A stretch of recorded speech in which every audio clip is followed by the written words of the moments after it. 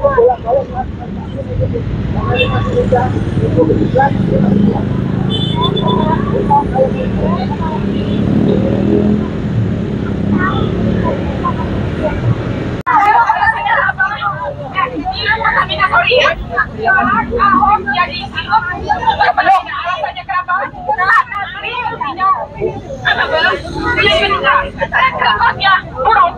ketiga, beliau pernah menistakan agama kita. Setuju? Ada yang setuju? Jadi dia kita. Ada yang setuju tidak? Rakyat Indonesia menolak. Sekali lagi, rakyat Indonesia menolak. Banner kedua, KKN era Jokowi lebih ganas. Kenapa? Ada yang bisa mendefinisikan? Karena KKN di era ini lebih. Kami menduga ada agenda oligarki dan mafia migas di balik rencana pengangkatan Ahok. Nah, kalau sampai mafia migas ini kembali mendapat kesempatan melalui Ahok, maka akan terjadi markup pembelian BBM.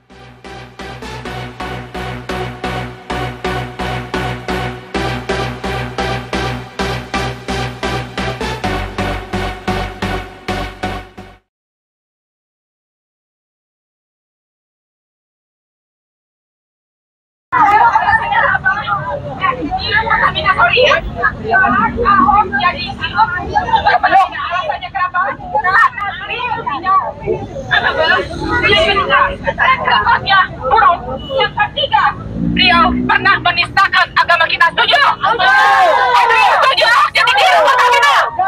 Ada yang setuju tidak? Rakyat Indonesia menolak.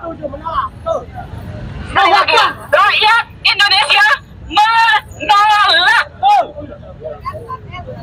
Banner kedua, KKN era Jokowi lebih ganas.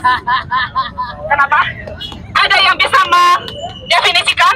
Karena KKN di era ini lebih ganas, lebih merajalela dan tersebar di mana-mana. Efek dominonya kemana-mana. Kepalanya busuk, maka ke bawah akan busuk. Korupsi semakin ganas. Kolusi.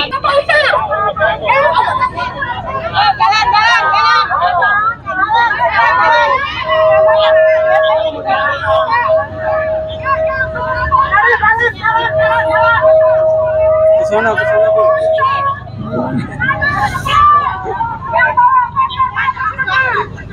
Nih.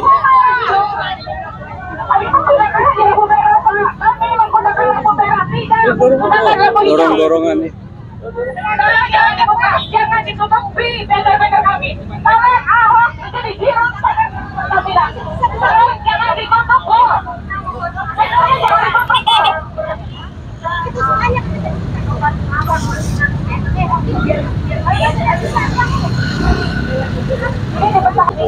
Iya kan?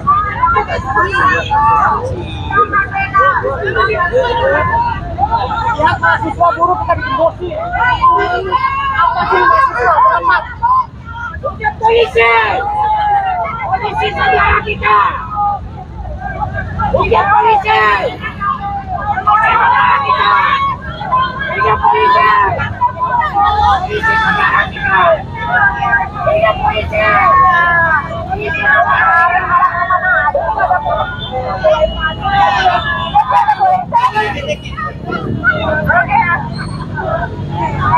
Ini yang ketiga kalinya kami mengadakan aksi di Simpang Samarinda, dan ini yang ketiga ketika polisi aparat menekan kami untuk tidak membentangkan banner-banner kami.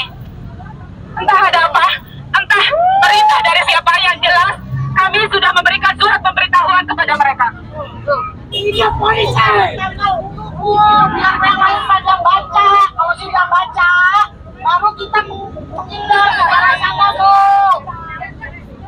Sekarang bapak-bapak polisi yang bilang, bapak-bapak polisi atau apa? Tidak maju,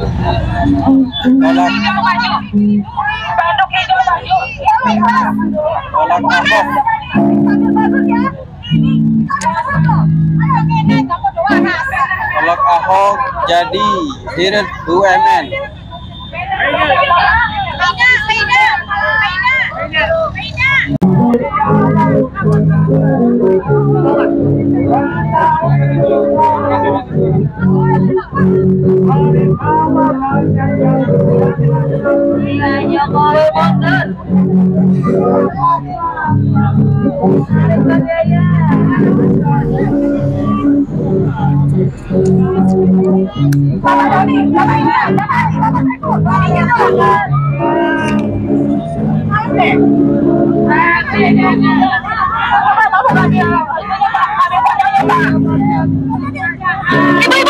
Ikut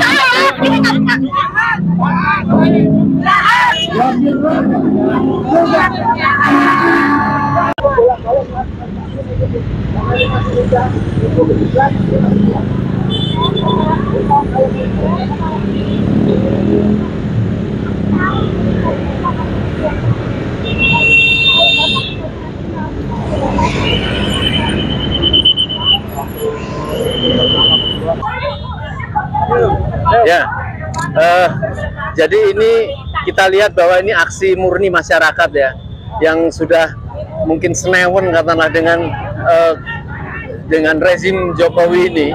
Ya. Banyak yang sudah tidak bisa terungkap lagi. Ya. Tapi paling tidak kita mensoroti pada hari ini adalah rencana Erick Thohir mengangkat Ahok menjadi Dirut Pertamina, ya. Dan itu satu hal yang sangat gila gitu ya, karena ini orang yang dianggap gila mengangkat orang gila di rezim yang gila.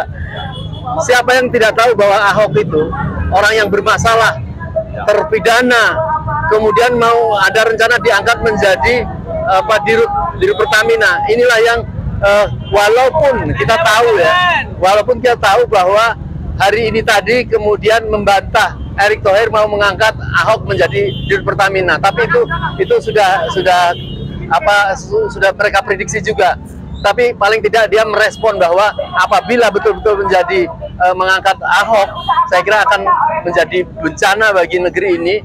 Bayangkan Dirut Pertamina sejak dahulu ada orang-orang hebat seperti Ibnu Sutowo, Abdau dan sebagainya. Ini mau diganti terpidana untuk memegang suatu kekayaan negara berupa Pertamina, dan inilah kita menduga pasti ada hal-hal deal-deal yang digunakan untuk yang tidak baik. Saya kira mungkin Pak Moran lebih dulu bisa mau menyampaikan itu. Ya, jadi saya kira ada hal penting yang perlu dipahami oleh masyarakat. Ya, terserah Anda itu pendukung Jokowi, Ahok, atau oposisi. Bagi kami sebetulnya soal latar belakang itu tidak penting.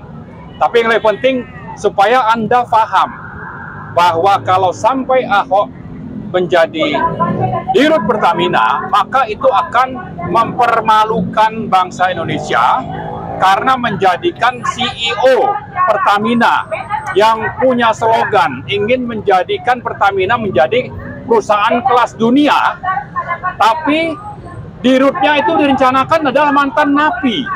Lalu background tentang kehidupan dunia migasnya itu sangat minim. Yang ada justru banyak kasus-kasus terduga korupsi yang jumlahnya ratusan miliar sampai triliunan rupiah. Nah, kalau kita bandingkan dengan misalnya perusahaan-perusahaan kelas dunia yang lain, ya, apakah itu dari BP, dari Exxon, dari Petronas, PTT Thailand, maka CEO mereka itu latar belakangnya adalah orang-orang yang pernah bekerja di perusahaan itu puluhan tahun. Ada yang sejak tahun 90, ada yang sejak tahun 2000-an. Dan mereka itu umumnya adalah lulusan sekolah bergengsi di dunia. Ada yang lulusan dari Harvard, ada yang dari Oxford di Inggris misalnya. Nah, kita bandingkan ini dengan di Indonesia, kita bilang mau bersaing menjadi perusahaan kelas dunia, tapi dirutnya direncanakan mantan napi. Ini sesuatu yang mempermalukan bangsa Indonesia. Ini satu hal penting yang perlu kita ingatkan kepada rakyat. Terserah Anda mendukung Jokowi atau oposisi terhadap Jokowi. Kemudian hal yang kedua, kami menduga ada agenda oligarki dan mafia migas di balik rencana pengangkatan Ahok. Nah, kalau sampai mafia migas ini kembali mendapat kesempatan melalui Ahok, maka akan terjadi markup pembelian BBM dan minyak mentah ya oleh perusahaan yang dekat dengan mafia, dan harga itu akan dimarkup antara 5 sampai 10 dolar per barrel. Kalau kita impor antara 900.000 sampai 1 juta barrel per hari, maka potensi kerugian itu bisa mencapai 2 sampai 3 triliun setiap bulan, ya. Dan ini ujungnya adalah bahwa rakyat akan membeli BBM lebih mahal dari harga yang seharusnya. Harga BBM itu akan menjadi lebih mahal karena ada markup, tapi ini bisa terjadi karena adanya intervensi dan kerjasama oligarki dengan mafia migas melalui pengangkatan Ahok. Kemudian yang ketiga, kita perlu menyampaikan kepada rakyat, terserah Anda tadi saya sebut, apapun latar belakangnya, maka supaya sadar siapa Ahok ini sebetulnya. Ahok itu dinyatakan orang yang bersih, orang yang tegas, orang yang berani. Nah, yang bersuara siapa ini? Yang bersuara adalah para komplotan oligarki melalui program buzzer. Buzzer lah yang membesarkan Ahok, karena memang oligarki punya agenda. Nah, kita ini jangan sampai terkecoh, ya. Kami punya data sangat lengkap tentang bagaimana dugaan korupsi Ahok yang selama ini itu ditutup-tutupi atau diselamatkan oleh rezim dan KPK dengan menyatakan bahwa Ahok itu tidak punya niat jahat. Meskipun alat bukti bahwa Ahok ini terlibat korupsi sudah lebih dari cukup. Itulah yang terjadi. Maka poin ketiga tadi yang saya sampaikan adalah Anda jangan sampai terkecoh oleh apa yang menjadi agenda oligarki tentang siapa Ahok ini sebenarnya. Nah, karena itu mari Anda harus menyatakan sikap. Jangan mau dipermalukan bangsa ini dengan mengangkat mantan napi menjadi dirut. Jangan sampai bangsa ini dihisap oleh mafia migas melalui harga BBM yang lebih mahal. Jangan sampai bangsa ini tertipu oleh agenda buzzer yang mengelu-elukan, ya, mempromosikan Ahok. Padahal sebetulnya yang bersangkutan ini sangat banyak masalah terlibat dalam berbagai dugaan korupsi. Salah satunya itu adalah tentang program reklamasi Teluk Jakarta. Sudah cukup bukti di persidangan yang namanya anggota DPR Sanusi, Muhammad Sanusi, itu mengungkap tentang keterlibatan Ahok dan Agwan. Alat buktinya sudah cukup, tapi diselamatkan oleh rezim oligarkis. Nah, ini sekali lagi saya ingatkan, mari kita menyuarakan, dan kita tidak mau menjadi bangsa pecundang, ya, tidak mau menjadi bangsa yang diungkap melalui agenda-agenda oligarki dan mafia migas. Sekian, terima kasih. Ya, baik. Sekali lagi saya sampaikan bahwa rakyat tidak boleh capek menghadapi rezim yang boleh dikatakan rezim senting ini, ya. Karena di sisa-sisa harinya, di sisa-sisa harinya ini untuk melakukan satu keputusan-keputusan yang sangat merugikan rakyat. Tadi saya sampaikan kita mensoroti masalah Pertamina, ya. Bagaimana mungkin, ya, kita tidak akan mempermalukan Indonesia mempunyai pemimpin di dalam Pertamina ini, orang yang mantan napi, orang yang tidak mempunyai prestasi, orang yang akhlaknya dan mulutnya kotor. Bagaimana akan memegang perusahaan yang kita gambling terhadap masalah negara ini? Oleh karena itu, jangankan sebentar dia, tetapi kemarin dikatakan 1 hari pun dia dijadikan dirut Pertamina akan sangat merugikan dan akan mempunyai kesempatan mencuri dan menggarong dari harta-harta kita. Oleh karena itu, kita ingatkan pada Erick Thohir, ya. Erick Thohir, dia sendiri yang mengatakan bahwa BUMN, bukan usaha milik nenek lu ya. Jadi lu jangan sembarangan ngatur-ngatur ya, bahwa pemimpin yang dimusuhi oleh rakyat, yang sangat merugikan oleh rakyat. Oleh karena itu, sisa-sisa kepemimpinan dari rezim Jokowi ini tetap harus kita amati, karena dia akan mengecilkan usaha-usaha yang sangat merugikan oleh rakyat. Rakyat tidak boleh capek, rakyat tidak boleh berhenti ya, sampai akhirnya insya Allah kita akan diberikan oleh Allah pemimpin yang adil, yang memperjuangkan untuk keamanan dan keamanan ya. Insya Allah ya, kita tidak boleh capek. Insya Allah Allah akan menjaga orang-orang yang baik. Tetapi kalau kita berhenti untuk mengawasi orang-orang yang jahat ini, maka kita Indonesia bisa akan tewas. Caranya adalah kita harus melawan sampai titik darah penghabisan, sampai dia berganti presiden. Siap, takbir. Allahu Akbar. Merdeka. Hidup petisi 100. Hidup. Hidup lagi.